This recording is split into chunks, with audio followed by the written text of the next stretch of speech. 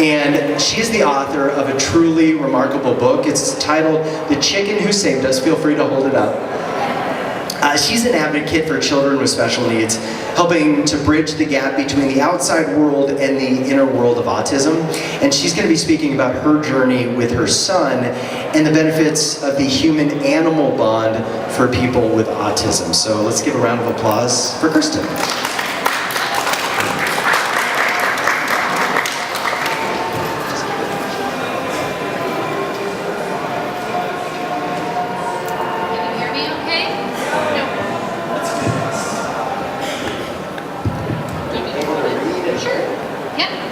This is probably a lot better.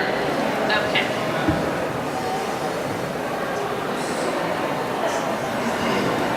So like he said, I'm the mama of 2 children. My oldest is Andrew. He's 24 now, and he has autism. And his younger sister, Hannah, is 21. And when my son was young and we had the diagnosis of autism, it was the mid-90s, and not very many people had really heard of autism. It was very synonymous with Rain Man, Dustin Hoffman in the movie Rain Man. And people just, it wasn't a household word like it is today. So when I was moving through school with my son Andrew, it was very difficult. We were kind of the very first of the wave of children that are going through the education system now that not only had special needs and were included in mainstream classrooms, but also kind of this wave of autism. So I'm going to read you 2 passages from my book that show the difference, kind of the journey that I went through at the beginning when I was really frustrated as a parent, trying to figure out where do I fit in and really kind of feeling isolated. When my son, this first scene is when he's 8, just to kind of preface the title of the book.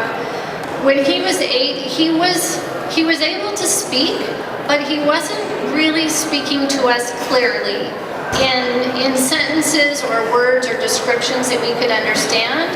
So if somebody would ask him a question like, did you go to your grandma's house today? He might say, I like peanut butter sandwiches, as a response. And it was very, very difficult to really understand the true meaning of what he was trying to tell us. So one day we had went to a feed store. My husband had to pick some things up, and they had something called the Spring Chick Fest. And my son beelined right into the baby chicks that were in a crate, picked one up, and came over to us and said, she is my new best friend. I will call her Frightful. And for him to do something like that was so extraordinary that of course we had to come home with a 99-cent chick and build a $1,000 chicken condominium in our backyard.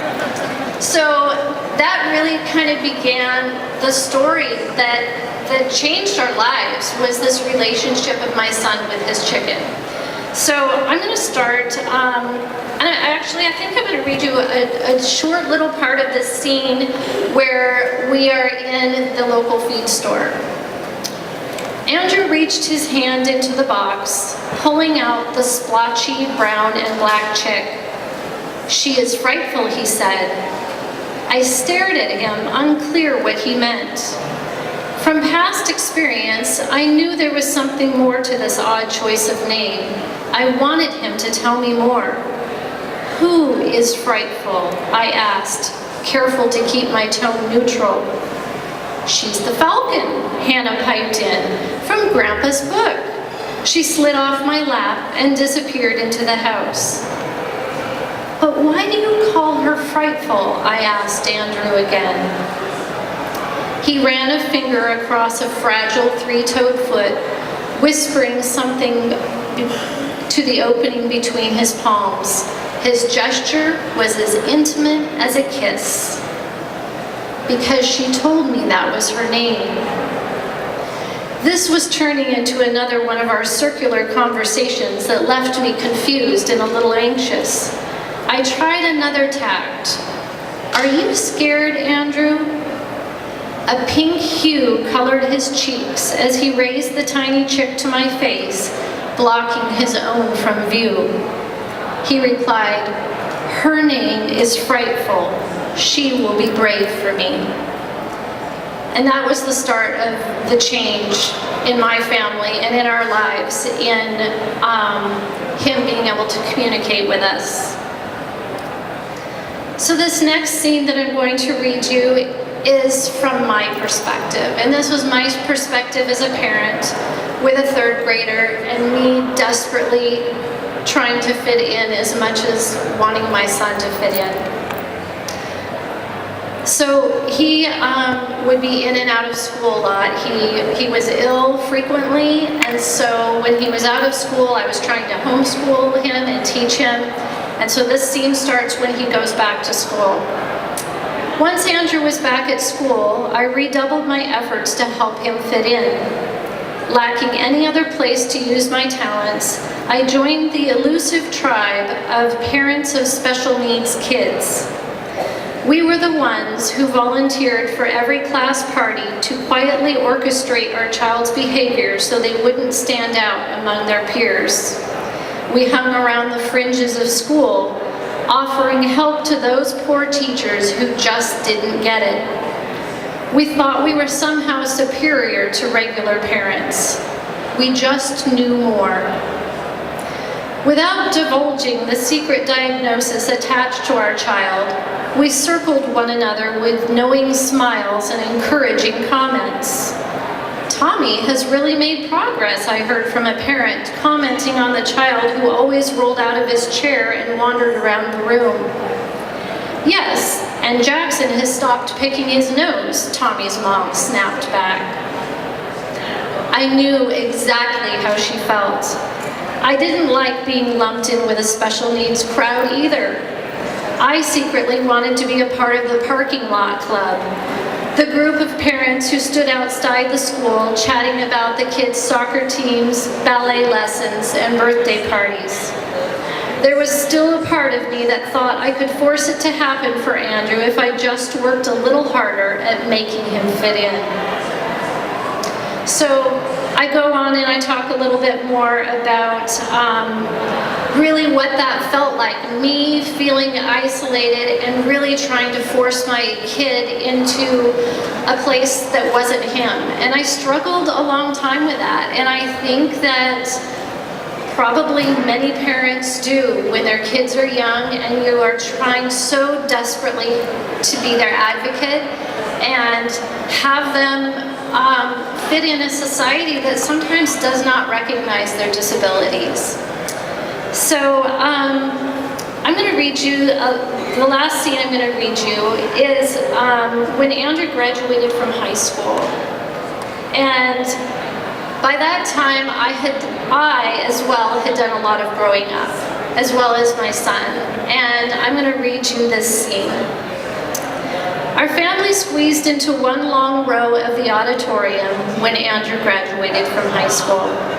"I can't believe we're here," John spoke in my direction. I squeezed his hand and nodded, tears welling at the back of my eyes before the ceremony had even begun. Introductions were made, and then Andrew stepped up to the microphone with his kinky, crazy hair and an untucked shirt. I looked to John in surprise. "Did you know about this?" Andrew began to read from a stack of note cards, and the audience clapped politely. Then he waved his arm in a wide arc and pointed to the back of the room. "Lights, camera, action." A picture of Frightful popped onto the screen at the front of the auditorium. I stifled a giggle. "I have a touch of autism," Andrew said to his audience. I snorted as laughter and tears warred for control. John dug an elbow in my ribs, and someone from the row behind us passed me a tissue. Andrew turned to look at the screen, then jabbed a finger in the air. "Next." An elaborate PowerPoint chart displayed a variety of chickens with bullet point lists next to each one. To the right was a sketch of a skinny boy in pants with spiky red hair and a cape. The title on the screen read, "Why I Think Chickens Have Autism." John and I sat in stunned silence as Andrew listed the ways he thought that chickens were similar to people with autism. They like to find quiet places to lay in the dirt where nobody will bother them, he said, reading by rote the words his teacher had typed for him. How had my son made these connections? I reached for John's hand and squeezed, the heat in my face spreading to the rest of my body. I heard my mom rip a few Kleenex from the box and pass it to my mother-in-law. The audience sat silently, enthralled. My chicken, Frightful, is most like me because she likes to be near other chickens, but nobody forces her to talk or play. She just likes to hang out. But most of all, chickens are smart, even if the world thinks their brain is too small to understand things. The snickers from moments before turned to sniffles as parents and friends of other autistic and special needs kids realized that my son had honed in on the truth. He was smart. He felt deeply and he knew himself, perhaps more than most of us did. The last photo appeared. "This is Frightful," he said. "She is my secret keeper." I held my breath as I studied the photo that he had chosen. It was my favorite. Taken when he was 13, while cradling Frightful in his arms, the photo showed a look of immense joy on his face. I remember dressing him that day in a crisp white shirt and combing his hair back with John's hair gel.